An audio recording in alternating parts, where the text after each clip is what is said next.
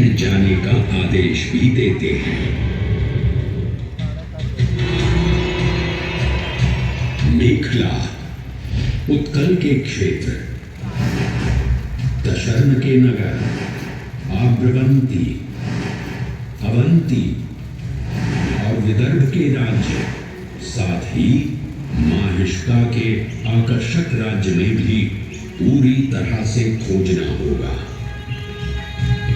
एक युग भगवान विष्णु के राम अवतार से संपृक्त और अगला युग उन्हीं के एक और दिव्य अवतार से समरस होना, ये अद्वितीय संगम केवल उज्जैन में ही संभव था।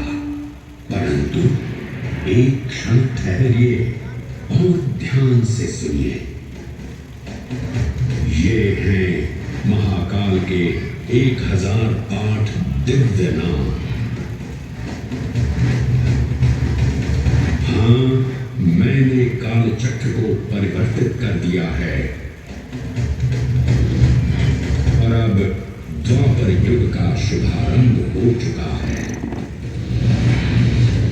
विस्मय पूर्ण हो जाएंगे ये जानकर कि महाकाल के इन नामों को स्वयं भगवान श्री कृष्ण ने रचकर पिरोया था।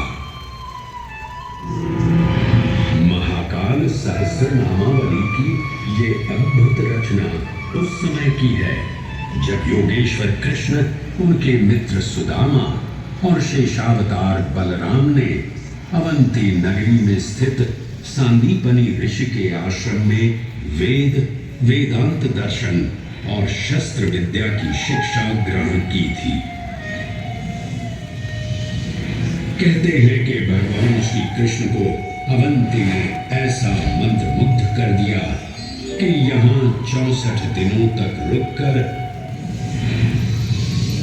उन्होंने 64 विद्याएं और 14 कलाओं का ज्ञान लिया। उज्जैन का संबंध महाभारत से भी जुड़ा हुआ है। इस महान महाकाव्य के वन पर्व में उल्लेख किया गया है कि महाकालेश्वर मंदिर में स्थित कोटि तीर्थ जल का स्पर्श मात्र करने से अश्वमेध यज्ञ के समान फल प्राप्त होता था। और फिर परिवर्तन की इस अनवरत धारा ने एक नई कहानी लिखी। उज्जैन में उदय हुआ मौर्य वंश का। सम्राट बिंदुसार ने अपने पुत्र अशोक को उज्जैन का राज्यपाल बनाया और समय के साथ अशोक के शासनकाल में धर्म का विस्तार हुआ।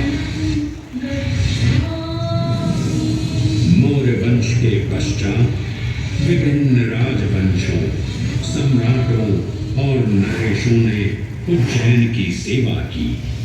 उनमें से प्रमुख मालवागण और फिर गुप्त वंश ने यहाँ राज कर इसके वैभव में वृद्धि की। उज्जैन